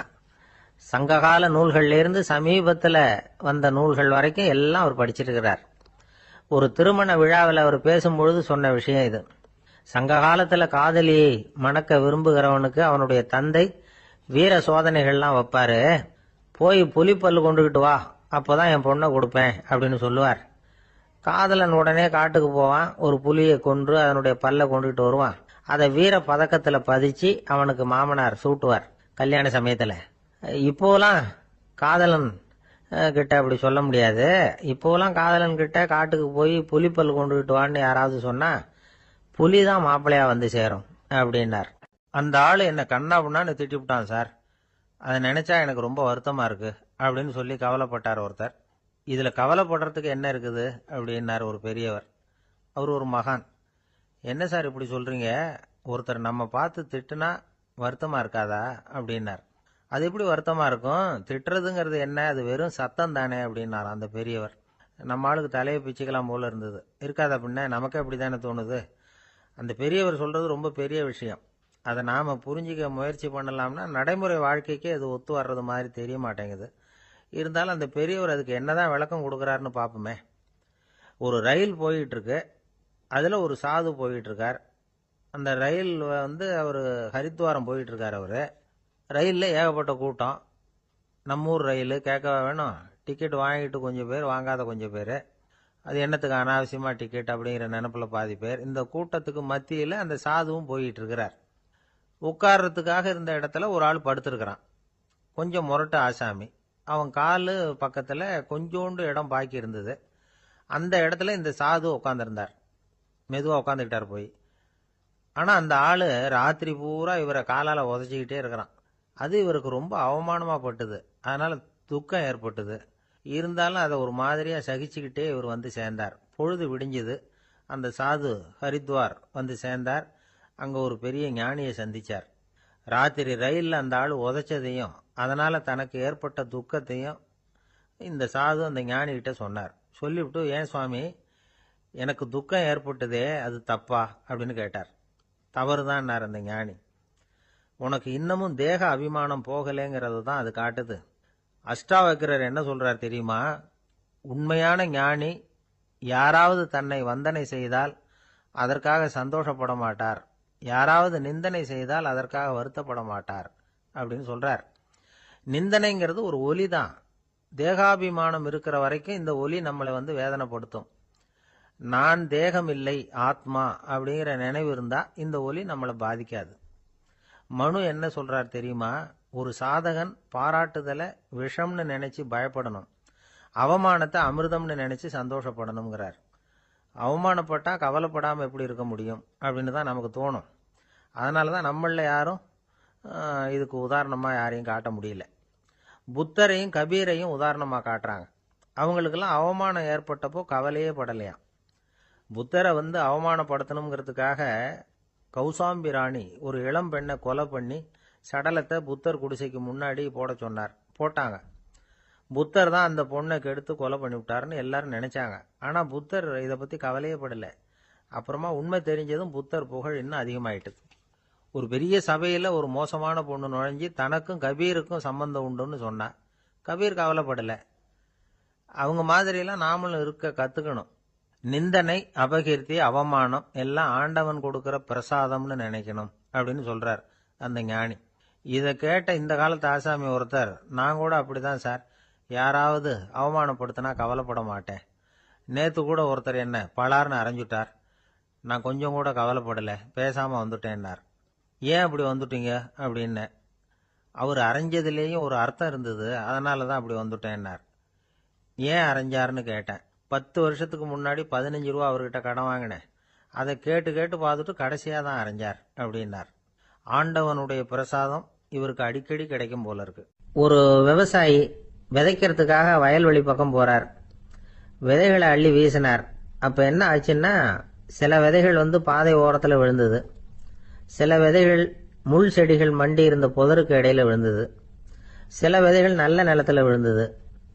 பாதை ஓரத்தில் விழுந்த விதை என்ன ஆச்சுன்னா, அதெல்லாம் பறவைகள் கண்ணில் போட்டுட்டுது. உடனே உட்காந்து கொத்தி தின்னுட்டு போட்டுது. அதிகமாக மண் இல்லாத பாறை பகுதியில் விழுந்த விதையெல்லாம் லேசாக வேர் விட்டு முளைக்க ஆரம்பிச்சுது. அதுக்கப்புறம் வேறு கீழேயும் ஆழமாக போக முடியல, மேலேயும் சூரிய வெப்பம் அதிகம் தாங்க முடியல, எல்லாம் காஞ்சி கருகி போட்டுது. புதர் பகுதியில் சில விதைகள் விழுந்தது இல்லையா, முள் செடிகள் காடாக மண்டி போயிருந்தது. அதனால முளைச்சி வர்ற செடிக்கு நெருக்கடி அதிகமாக போட்டுது, சரியா வளர முடியல, விளைச்சலும் சரியா இல்லை. நல்ல நிலத்துல விழுந்த விதைகள் மட்டும் நல்லா முளைச்சிது, நல்லா வளர்ந்தது, விளைச்சலும் பிரமாதமா இருந்தது. இந்த கதையை சொல்லிவிட்டு கேட்க செவியுள்ளோர் கேட்கட்டும் அப்படிங்கிறார் இயேசு பெருமான். ஆமா, இயேசு கடலில் நின்ற படகு ஒண்ணுல உட்கார்ந்துருக்கிறார். கடற்கரையில ஏராளமான மக்கள் உட்கார்ந்துருக்கிறாங்க. அந்த சமயத்துல தான் இயேசு ஓமைகள் மூலமா மக்களுக்கு பல உண்மைகளை சொல்லிட்டு இருக்கிறார். மக்கள் அந்த கதையை கேட்டுட்டு ஒன்னும் புரியாம முழிக்கிறாங்க. அத கவனித்த இயேசு அந்த ஓமையை விளக்க ஆரம்பிச்சார். இதுல அந்த விதைக்கிறவர் தான் இறைவன். அவருடைய வார்த்தைகளை விதைக்கிறார். அந்த வார்த்தைகளை கேட்கிற மக்கள் அந்த விழுந்த விதைகள் மாதிரி 4 வகையானவர்கள். சில பேர் பாதை ஓரத்தில் விழுந்த விதைகள் மாதிரி. இறைவன் வார்த்தைகளை அவங்க கேட்கறாங்க, ஆனா தீய எண்ணங்கள் செய்கைகள் மூலமா விதைக்கப்பட்ட வார்த்தைகள் அழிஞ்சு போடுது. இறைவன் வார்த்தைகளை கேட்ட உடனே மகிழ்ந்து போய் உடனே சில பேர் அதை ஏத்துக்கிறாங்க. இவங்கெல்லாம் அந்த பாறை பகுதியில் விழுந்த விதைகள் மாதிரி. அதனால இவங்கெல்லாம் வேறு இல்லாதவங்க, கொஞ்ச காலத்துக்கு இறை வார்த்தைகளுக்கு கீழ்ப்படிந்து நடப்பாங்க. அதனால ஏதாவது இடைஞ்சல் ஏற்பட்டா உடனே தடுமாறுவாங்க, தங்கள்கிட்ட இருக்கிற நல்ல பண்புகளை விட்டுட்டு பாவ வழிகளுக்கு போயிடுவாங்க. முள் செடிகளுக்கு இடையில விழுந்த விதைகள் மாதிரி உள்ளவங்க யாருன்னா, இவங்களுக்கு உலக கவலை உண்டு, செல்வத்தின் மீது மயக்கம் உடையவர்கள், உலக ஆசைகள் இவங்களுக்குள்ள புகுந்துடுறதுனால அங்க இருக்கிற நல்ல பண்புகள் மறைஞ்சு போயிடுது. அதனால அவங்களும் உபயோகம் இல்லாதவங்களா ஆயிடுறாங்க. நல்ல மனிதர்கள் நல்ல நிலத்துல விழுந்த விதைகளுக்கு ஒப்பானவர்கள். இவங்க இறை வார்த்தையை கேட்கறாங்க, அதை ஏத்துக்கிறாங்க, அவங்களும் நல்லபடியா வாழறாங்க, அடுத்தவங்களுக்கும் உபயோகமா இருப்பாங்க. இதுதான் இயேசு சொன்ன விளக்கம்.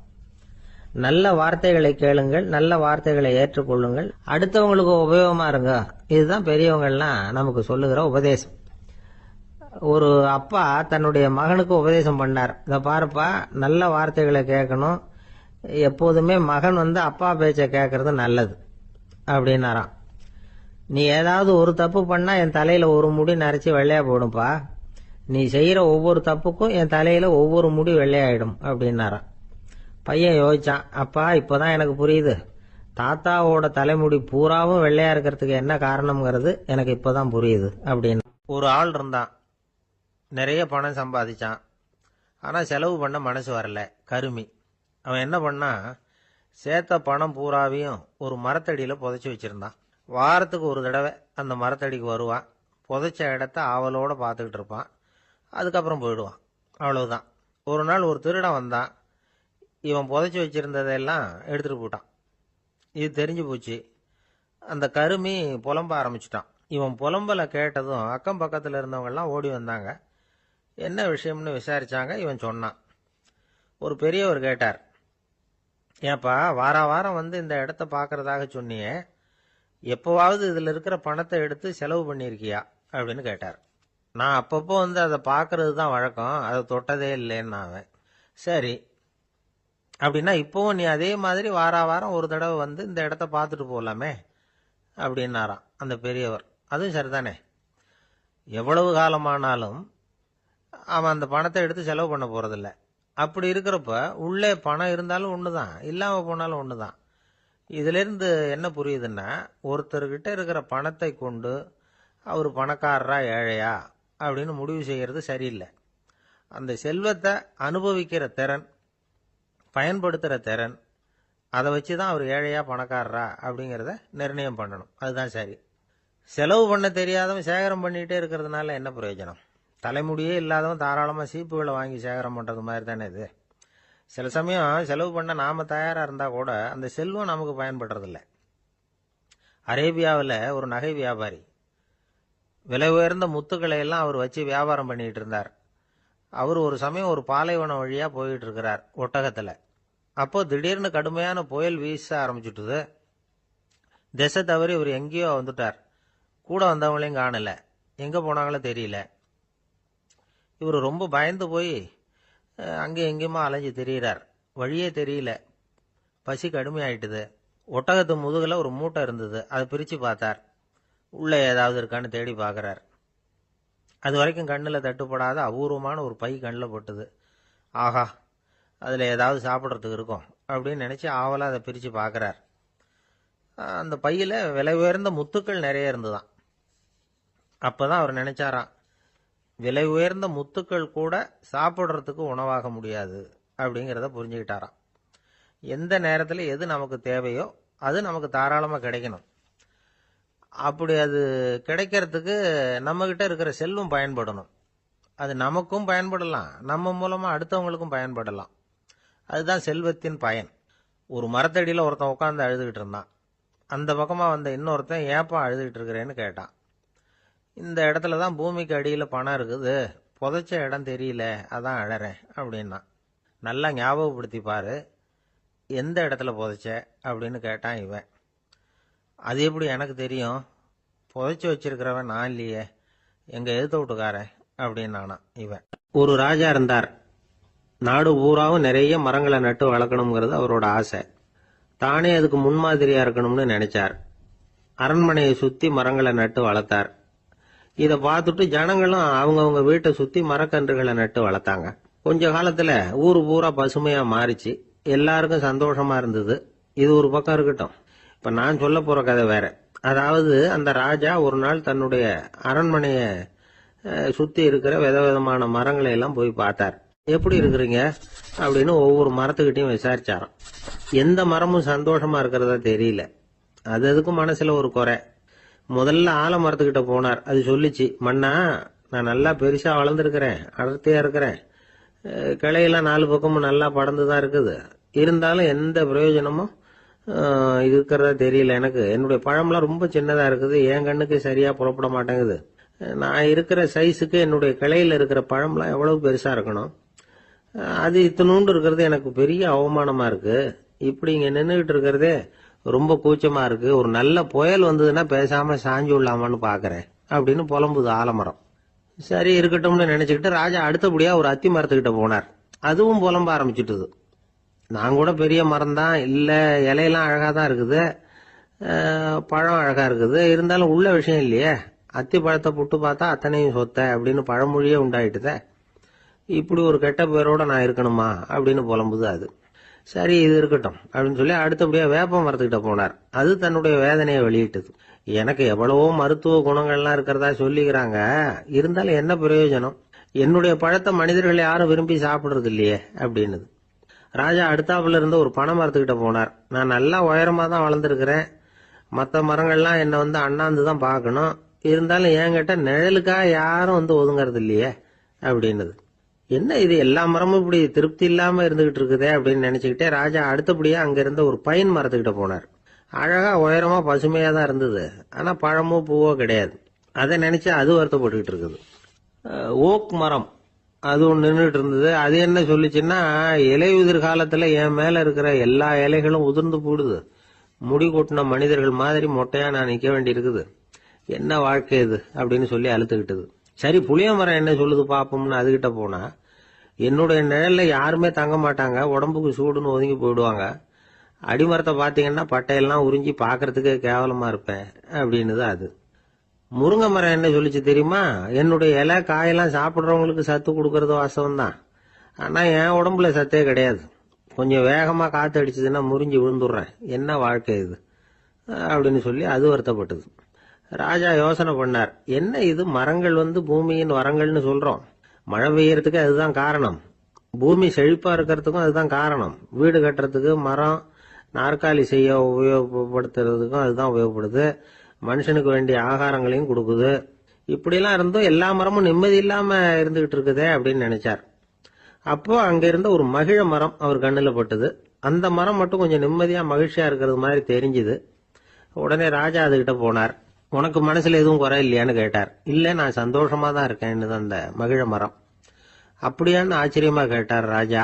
ஆமா மன்னா, இந்த இடத்துல நீங்க ஒரு முருங்கை மரத்தையோ வேப்ப மரத்தையோ கூட நட்டிருக்கலாம், ஆனா இந்த இடத்துல நடுறதுக்கு என்ன தேர்ந்தெடுத்திருக்கிறீங்க, அதுவே எனக்கு பெருமை, அதுவே எனக்கு திருப்தி அப்படின்னு தான் மகிழ மரம். மகிழ மரம் சாதாரணமா தான் இருக்கும், இளம் மஞ்சள் நிறத்துல பூக்கள், அது காய்ந்தும் மனம் வீசும். மகிழ மரம் மாதிரி மன திருப்தியோட வாழறதுக்கு நாம கத்துக்கணுமா. நாம இந்த உலகத்துல ஒரு நாயாவோ நரியாவோ கூட பிறந்திருக்கலாம், மனுஷனா பிறந்திருக்கிறோம், அதுவே பெருமை தானே. இந்த நிறைவு தான் மகிழ்ச்சியின் ரகசியம். ஒரு பையன் அப்பா கிட்ட போய், அப்பா நீங்க இந்த உலகத்துல ஒரு மனுஷனா பிறந்தது என்னோட அதிர்ஷ்டம் நானா. ஏண்டா அப்படி சொல்றேன்னு இருக்காரு அப்பா. நீங்க ஒரு கரடியா பிறந்திருந்தா இந்நேரம் நானும் ஒரு கரடி குட்டியா தானே இருந்திருப்பேன் அப்படின்னு நானா. ஒரு பல்கலைக்கழகம், அங்க ஒரு இலக்கிய பேராசிரியர், அவர் பாடம் நடத்திட்டு இருந்தார். ராபர்ட் பிரௌனிங் எழுதிய கவிதைகளை பத்தி சொல்லிட்டு இருக்கிறார். மாணவர்களும் ரொம்ப அக்கறையா அதை கேட்டுக்கிட்டு இருக்கிறாங்க. ஒரு குறிப்பிட்ட கவிதையை பத்தி சொல்லும் பொழுது அந்த பேராசிரியருக்கே ஒரு சந்தேகம். அதாவது அந்த கவிதையின் சரியான அர்த்தம் என்னங்கிறதுல சந்தேகம். பேராசிரியர் யோசனை பண்ணார். அந்த கவிதையை முழுசா புரிஞ்சுக்க முடியல. அதனால மாணவர்களை பார்த்து சொன்னார், மாணவர்களே ஒரு நாள் பொறுத்துக்குங்க, இந்த கவிதையை எழுதின கவிஞர் எங்க வீட்டுக்கு பக்கத்துல தான் இருக்கிறார். இன்னைக்கு சாயந்தரம் நான் அவரை நேர்லயே போய் பார்க்கறேன், பார்த்து இதுக்கு என்னங்க அர்த்தம்னு கேட்டுட்டு வந்துடுறேன், அதுக்கப்புறம் உங்ககிட்ட சொல்றேன் அப்படின்னாராம். அன்னைக்கு சாயந்தரமே அந்த பேராசிரியர் கவிஞரை தேடிக்கிட்டு போயிட்டார். கவிஞர் அவங்க வீட்டில் அவர் பாட்டு உட்காந்துருந்தாராம். இவர் போய் அவர் முன்னாடி உட்காந்தார். அப்புறம் கேட்டார், ஐயா அந்த கவிதையின் முழு பொருள் என்னன்னு தெரிஞ்சுட்டு போறதுக்காக வந்திருக்கிறேன் அப்படின்னாராம். எந்த கவிதை அப்படின்னாராம் அவரு. இவர் அந்த கவிதையை சொல்லியிருக்கார். கவிஞர் கொஞ்சம் யோசனை பண்ணிவிட்டு அப்புறம் சொன்னாராம், பேராசிரியரே நீங்க கொஞ்சம் தாமதமா வந்துட்டீங்கன்னாராம். இவருக்கு ஒன்றும் புரியல. நீங்க என்ன சொல்றீங்க, நான் தாமதமா வந்துட்டேன்னா? நீங்க தான் உயிரோடு இருக்கிறீங்களே, அப்படி இருக்கும்பொழுது நான் தாமதமா வந்துட்டேன்னா அது எப்படி அப்படின்னு இவர் குழம்பி இருக்கிறார். இப்ப கவிஞர் சொன்னாராம், ஐயா நான் உயிரோட இருக்கிறேன்னா இல்லையாங்கிறது முக்கியம் இல்லை. நான் அந்த கவிதை வரிகளை எழுதினப்போ 2 பேருக்கு அதோட அர்த்தம் தெரிஞ்சிருந்தது. இப்போ ஒரே ஒருத்தருக்கு தான் அதோட அர்த்தம் தெரியும் அப்படின்னாராம். பேராசிரியர் யோசனை பண்ணியிருக்கார். அப்படின்னா அந்த ஒருத்தர் கவிஞர் ராபர்ட் பிரௌனிங்கை தவிர வேற யாரா இருக்க முடியும்? இவர் தான் அப்படிங்கிறத அவர் மனசுல நினைச்சுக்கிட்டார். அதனால சொன்னார், ஐயா நான் தாமதமா வரல, அந்த கவிதையின் பொருள் என்ன அது சொல்லுங்கன்னார். பேராசிரியரே நான் சொல்றது உங்களுக்கு புரியலன்னு நினைக்கிறேன்.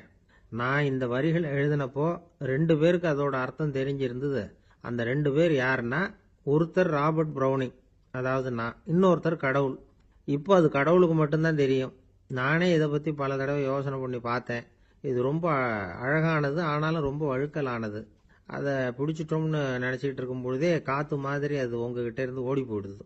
எனக்கு ரொம்பவும் வருத்தமா தான் இருக்குது. நிச்சயமா நான் தான் இந்த வரிகளை எழுதியிருக்கிறேன், அதுல அர்த்தம் இருக்குங்கிறது எனக்கு தெரியும், அதை நான் உணர்றேன். ஆனா நீங்க என்ன மன்னிக்கணும், எனக்கே கூட அதை என்னால விளக்க முடியல.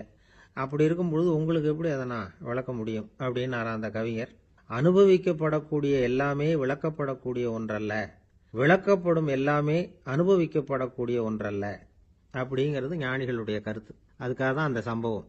வாழ்க்கையில் நீங்கள் தொடர்ந்து ஆய்வு செய்து கொண்டே இருக்கக்கூடிய விளக்கங்களை ஒருபோதும் அடைய முடியாத பரிமாணங்கள் இருக்கிறதுனால தான் அது அலுப்பு தட்டாமல் இருக்குது. உங்களால் நிறைய அனுபவிக்க முடியும், இருந்தாலும் நீங்கள் அனுபவித்து அறிந்த விஷயங்கள் கூட வார்த்தைகளால் விளக்கப்பட முடிவதில்லை அப்படிங்கிறது பெரியோர் சிந்தனை.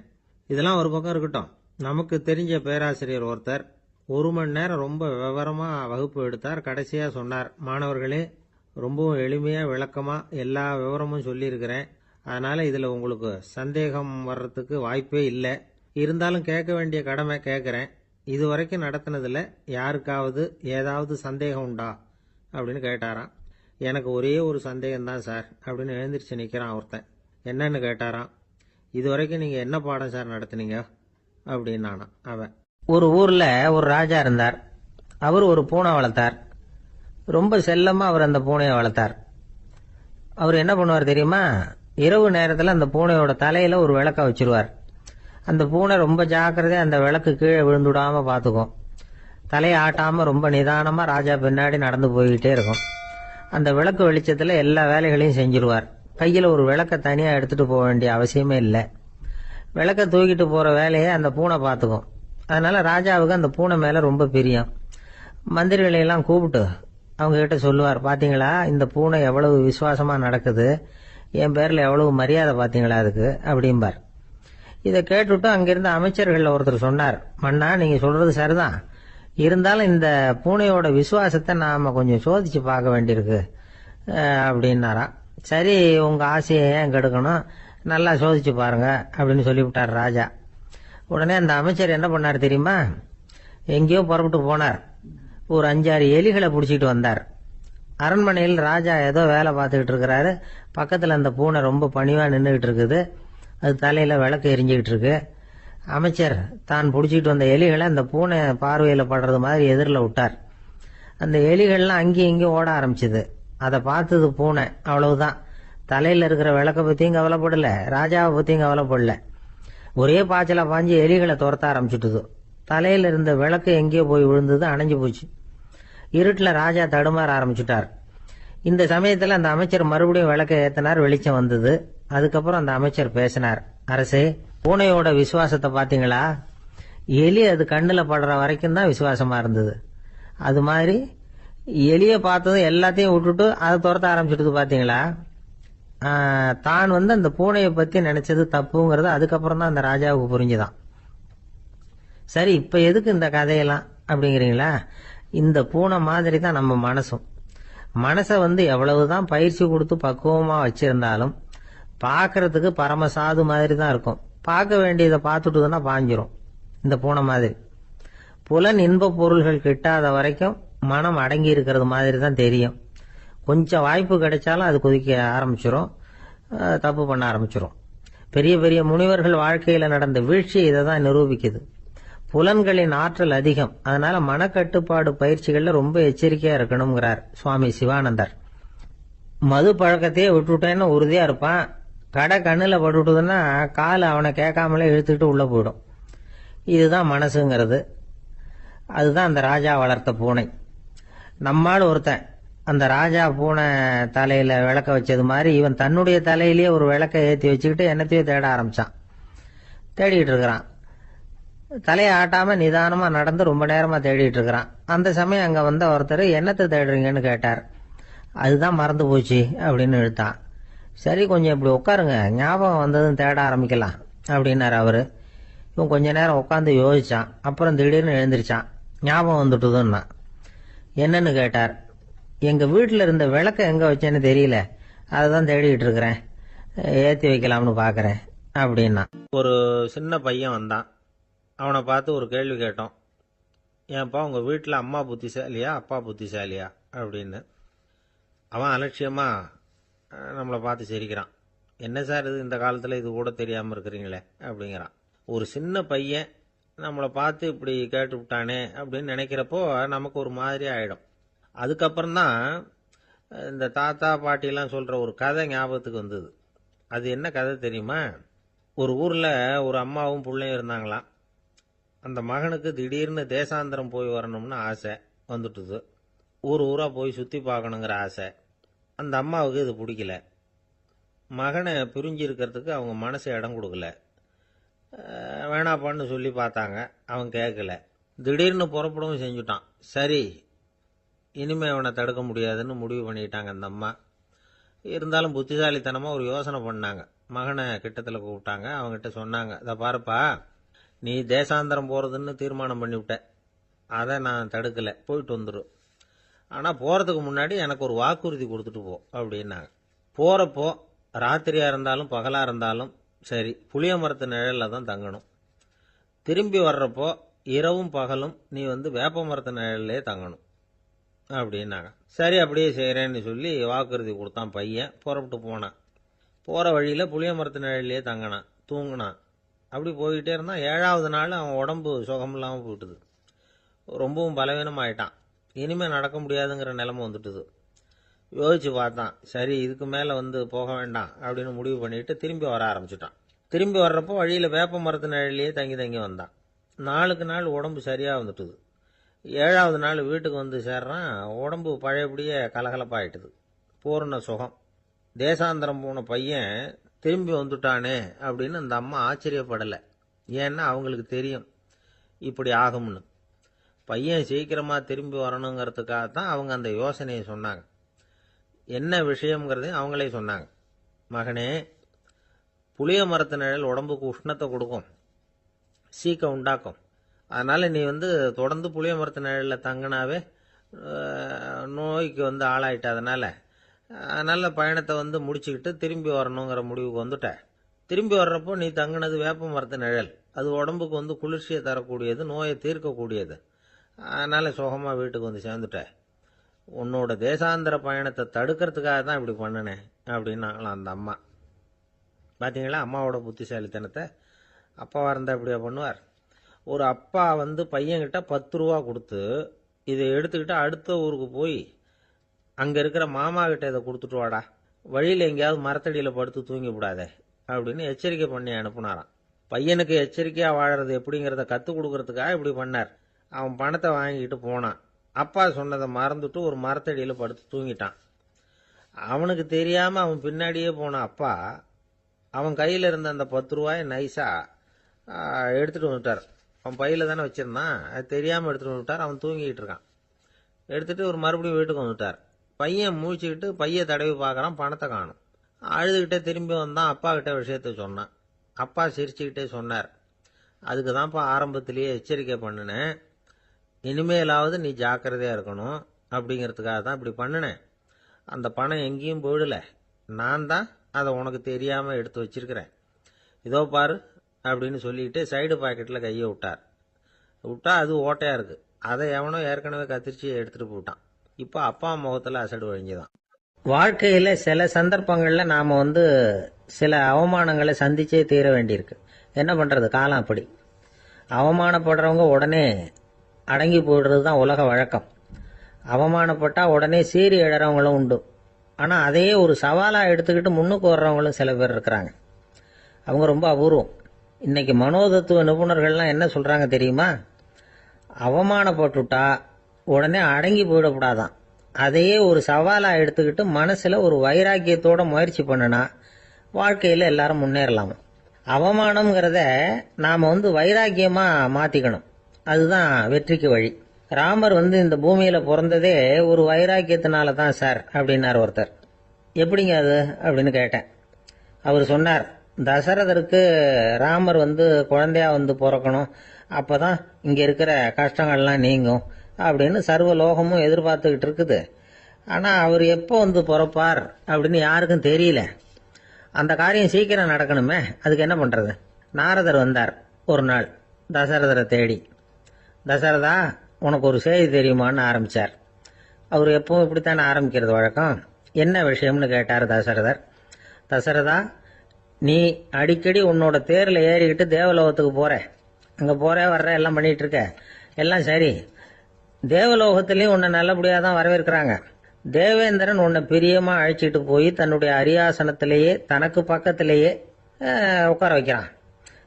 நீயும் சந்தோஷமாக உட்காந்து பேசிவிட்டு வந்துடுற. ஆனால் நீ இங்கே வந்ததுக்கு அப்புறம் அங்கே என்ன நடக்குது தெரியுமா உனக்கு அப்படின்னாரான் நாரதர். என்ன நடக்குது எனக்கு ஒன்றும் தெரியலையே அப்படின்னாரான் தசரதர். நாரதர்கிட்ட வந்து கிட்டத்தில் வந்து கேட்டிருக்கார், கொஞ்சம் சொல்லுங்க என்னது அப்படின்னு. அவர் நெருங்கி வந்தாராம் நாரதரும். மெதுவாக அவர் காதோட காதாக சொன்னாராம். அதாவது நம்ம பாஷையில் சொல்லப்போனால் பற்ற வைக்கிறார். நீ அங்கே தேவேந்திரங்கிட்ட உட்காந்து பேசிவிட்டு வந்த பிறகு நீ அங்கே உட்காந்துருந்த அரியாசனத்தை தண்ணி ஊற்றி கழுவி சுத்தப்படுத்துகிறாங்க. நீ என்ன அந்த அளவுக்கு சுத்தம் இல்லாத ஆளா, தினம் குளிக்காமையா இருக்கிற அப்படின்னாராம். தசரதருக்கு இது ரொம்ப அவமானமாக போயிட்டுது. அப்படியே செய்கிறாங்க அப்படின்னாராம். ஆமாம், நீ வேணும்னா நான் சொல்கிறது உண்மையா இல்லையா அப்படின்னு சோதனை பண்ணி பார்த்துக்கோ அப்படின்னாரான் நாரதர். உடனே தசரதர் இதுக்காகவே புறப்பட்டு தேவலோகம் போனார். அங்கே வழக்கம் போலவே இவரை கூப்பிட்டு உட்கார வச்சு பேசிக்கிட்டு இருந்தான் தேவேந்திரன். கொஞ்ச நேரம் பேசிக்கிட்டு இருந்துட்டு சரி நான் கிளம்புறேன்னு புறப்பட்டார். சரி, அவனும் வாசல் வரைக்கும் வந்து வழி அனுப்பி வச்சுட்டு உள்ளே போயிட்டான். தசரதர் வெளியில் கொஞ்ச நேரம் மறைஞ்சி இருந்துட்டு மெதுவாக உள்ளே எட்டி பார்த்தார் என்ன நடக்குதுன்னு. நாரதர் சொன்னது உண்மைதான். தசரதர் உட்கார்ந்திருந்த ஆசனத்தை அங்கே 2 தேவர்கள் கழுவி சுத்தப்படுத்திக்கிட்டு இருக்கிறாங்க. தசரதரால் இதை தாங்கிக்க முடியல. அவருக்கு ரொம்ப அவமானமாக போச்சு. நேராக கிடுகிடுன்னு தேவேந்திரங்கிட்டே போனார். நான் உட்கார்ந்திருந்த இருக்கையை சுத்தம் பண்ணுறியே, நான் என்ன அந்த அளவுக்கு பாவியா அப்படின்னு கேட்டார். ரொம்ப கோபமாக கேட்டார். தசரதரே, மனுஷனுக்கு 3 கடன்கள் உண்டு. தேவ கடன், ரிஷி கடன், பித்ரு கடன். இதை தீர்க்காதவன் பாவியாகிறான். இதில் மகனை பெறுவதால் தான் பித்ரு கடன் தீரும். உனக்கு மகன் கிடையாது, அதனால நீ பாவியாகிற. பாவி உட்கார்ந்திருந்த இடம்ங்கிறதுனால அதை சுத்தம் செய்ய வேண்டியது எங்கள் கடமை அப்படின்னு நானும் தேவேந்திரன். இந்த இடத்துல தசரதருக்கு ஏற்பட்ட அவமானம் ஒரு வைராக்கியமா மாறிச்சு. தேவேந்திரனே கேட்டுக்கோ, ஒரு மகனை பெற்ற பிறகுதான் இந்த சபையில மறுபடியும் அடி எடுத்து வைப்பேன் அப்படின்னு சொல்லிவிட்டு போயிட்டாராம். போய் புத்திர காமேஷ் யாகம் பண்ணார், புத்திரர்கள் பிறந்தார்கள். இந்த கதையில உள்ள கருத்து என்னன்னா, தேவேந்திரன் தசரதரை அப்படி அவமானப்படுத்தலைன்னா அவருக்கு இப்படி ஒரு வைராக்கியம் பிறந்திருக்குமா? யோசிச்சு பார்க்கணும். நமக்கு ஏற்படுகிற சில அவமானங்களையும் வைராக்கியமா மாத்தி